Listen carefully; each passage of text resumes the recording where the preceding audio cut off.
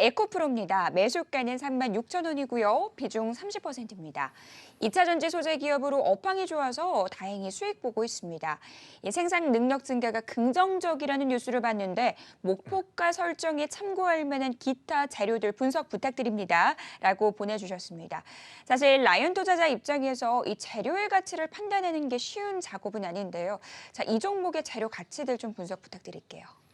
네, 아주 뭐 종목에 대한 접근 방법도 굉장히 좀 바람직스럽습니다. 그리고 질문하시는 것도 태도도 그렇고 모든 것이 다 만족스럽습니다. 그래서 오늘은 이분께 제가 쓴 책을 선물로 드리도록 하죠. 에코프로 정말 좋은 회사죠.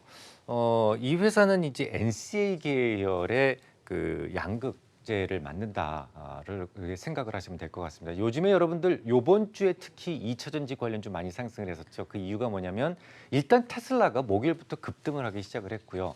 그리고 이제 또 한 가지는 뭐냐면 중국에 거대한 돈을 투자를 해서 공장을 설립하겠다라는 이야기를 하는 바람에 이번 주에 2차 전지 관련주들이 강세를 보였었다라고 보시면 될 것 같습니다. 그래서 이 종목은 그리고 그 또 2차 전지와 관련돼서도요. NCA 계열이라고 해서 기전력이 초기 기전력이 아주 강한 그러니까 딱 그 전동 공구류 아니면 딱 그 자동차 여기에 쓰이는 그런 그 부품을 만든다 재료를 만든다라고 보시면 되겠는데요. 지금은 사실은 왜 이렇게 질문하실 수가 있어요. 아니 테슬라한테 어떤 납품도 안 하는데 왜 테슬라 관련된 뉴스에 이렇게 민감하게 움직이냐라는 말씀을 하실 수도 있는데요. 테슬라라고 하는 회사 자체가 워낙 그 전기차에 대해서는 상징성이 큽니다. 그래서 테슬라와 관련된 뉴스에 의해서 좌지우지될 수밖에 없어요. 그렇다라는 것 때문에 이 종목이 저는 스미토모보다 훨씬 더 낫다고 생각을 합니다. 사실 지금은 스미토모보다는 조금 그 규모가 좀 작아요. 근데 지금 질문하신 분이 증설을 말씀을 하셨는데요. 이 증설 부분이 지금 매년 거의 더블 올라가고 있어요. 2015년도까지만 해도 한 210톤 정도 구매했던 것이 그해 10월 달에 350톤까지 늘어났고요. 그 다음에는 470톤까지 늘어났고 지금은 920톤까지 늘어났습니다. 이게 이제 올해 말까지 가면 2,000톤이 되고 내년 말이 되면 4,600톤까지 이게 증가가 됩니다. 증설을 매년 지금 반복적으로 하고 있다는 건데요. 그렇게 되면 스미토모하고 자웅을 겨룰 수 있을 정도의 대등한 위치까지 올라가게 되거든요.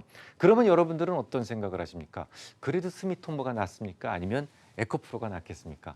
저는 당연히 에코프로가 낫다고 봅니다. 왜냐하면 스미토모는 오로지 테슬라잖아요. 그 오로지 한 회사에다가만 이렇게 목을 메고 있으면 그 회사한테 휘둘릴 수밖에 없습니다. 가격 단가 좀 낮춰주시죠. 그러면 낮출 수밖에 없는 거예요. 왜냐하면 오로지 그 회사만 바라보고 있으니까요. 하지만 에코프로 같은 경우에는 굉장히 그 매출처가 다양합니다. 매출처가 다양하다는 얘기는 내가 가격을 결정할 수 있는 그 권한을 가지고 있다는 얘기가 되거든요. 그래서 그런 부분들에 있어서 상당히 경쟁력을 갖추고 있다고 생각이 됩니다. 단점은 없을까요? 단점도 있습니다. 지금 증설을 말씀을 해주셨는데요. 증설을 비밀리에 할 수 있는 방법은 없잖아요.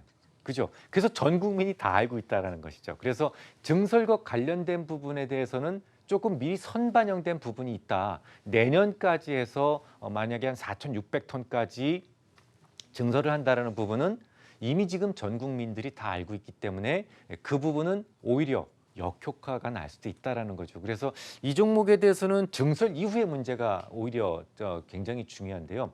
증설한다고 해서 무조건 이익이 발생하는 건 아니죠.